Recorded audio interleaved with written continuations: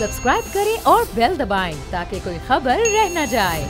Pakistan Sri Lanka series कौमी team के साबिक कप्तान सरफराज अहमद का कमबैक हुआ है, लेकिन सवाल ये पैदा होता है कि सरफराज की टीम में वापसी के बाद क्या उन्हें खिलाया जाएगा या फिर एक साइड पर बिठा दिया जाएगा। जबरदस्त खिलाड़ी तो हैं वो, लेकिन उनके साथ जो मुश्किलात हैं उनको भी डिस्कस करेंगे। हमारे साथ मौजूद हैं स्पोर्ट्स एनालिस्ट साजिद खान साहब। साजिद साहब, thank you so very much for joining us. ये बताइए कैसे देखते हैं आप इस स्टेप को कि सरफराज को वापस तो ले आए हैं, लेकिन अब खिलाया जाएगा या नहीं, क्वेश्चन मार्क्स हैं। एक ज़माने में हम कहते थे सरफराज कभी धोखा नहीं देता, और आज सरफराज को खिला नहीं रहे। कैसे देखते हैं आप सिचुएशन को? बहुत शुक्रिया तला जतई और मिर्जा, आप दोनों को बहुत बहुत सलाम। वालेकुम अस्सलाम व रहमतुल्लाह।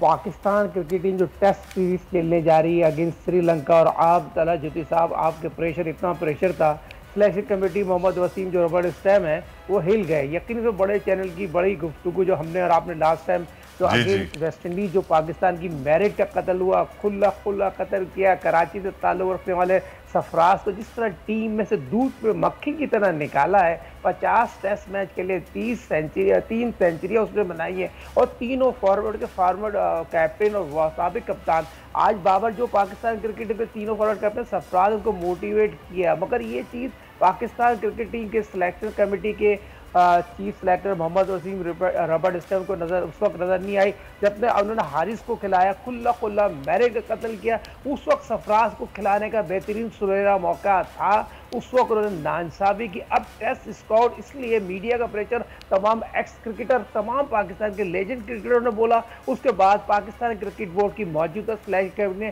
सरफराज को शामिल किया। मगर सरफराज यकीनी तौर पर जो आपने तला जोतई साहब बात की, सरफराज को तो पानी पिलाने लगा दे, जूते उठाने में एक जाती है किसी भी बड़े क्रिकेटर, बड़े कप्तान के लिए, जिसने 2 बार के वर्ल्ड कप लेके आया। और जिस तरह रिजवान हमारा खिलाड़ी है, रिजवान का उसका सरफराज का कोई नेमल बदल नहीं है, मगर जो आपने कर दिया उसका नेमल बदल तो आपको देखे ना, हारिस को ब्रिलियंट दिया।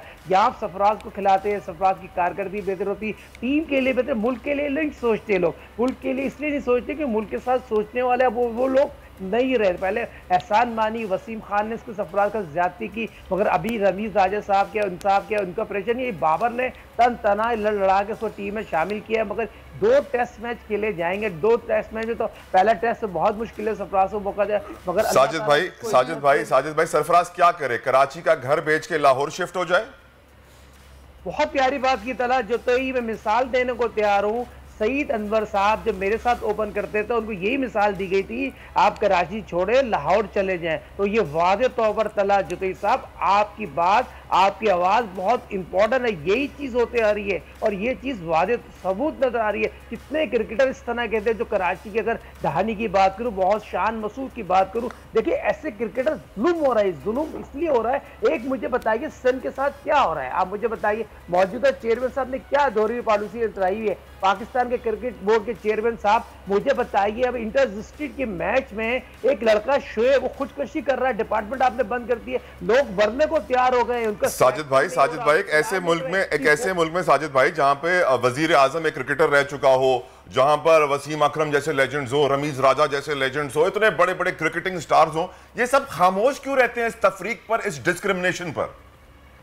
देखिए वसीम अकरम, रमीज राजा, इमरान खान साहब, ये सब पैदावार है डिपार्टमेंट की। जब से डिपार्टमेंट बंद किया है, डिपार्टमेंट का बेड़ा गर्क कर दिया, लड़कों का बेड़ा कर दिया, क्रिकेट का बेड़ा गर्क कर दिया। आप मुझे बताइए बैकअप क्या है आपके पास? बैकअप तो ही 40 लड़कों के अलावा पाकिस्तान के पास तो बैकअप नहीं है। फिर आपने 2 आलमी कप खेलने जाने, 2022 2023 जो उतने मुश्किल वक्त, ठीक है अल्हम्दुलिल्लाह मोडिया पे तीसरे नंबर पे आ गए, टेस्ट में जो उस तरह की कारकर्दगी नहीं है, लैकिंग डिसलैकिंग का सिलसिला जारी है। मगर तला जुतई साहब, ये वसीम अकरम जो मेरे दोस्त हैं भाई, उनको फ्रंट पे आना पड़ेगा, उनको अपने साथ सर वसीम अकरम साहब को पाकिस्तान क्रिकेट टीम को वर्ल्ड कप जीतना तो मेंटोर बनाना पड़ेगा। ग्रेट शाहिद आफरीदी की खिदमत का फायदा ले। मगर वही आप मुझे बताइए, मंसूर राना पिछले 4 साल से मैनेजर है, सिंध में कोई ऐसा मैनेजर नहीं है क्या? उर्दू बोलने वाला का कसूर है जो कौमी खेल हॉकी का तबाह कर दिया। आप मुझे बताइए कमेंट्री में एक भी बंदा उर्दू बोलने वाला नजर नहीं आ रहा। ये नाइंसाफी कब तक चलेगी?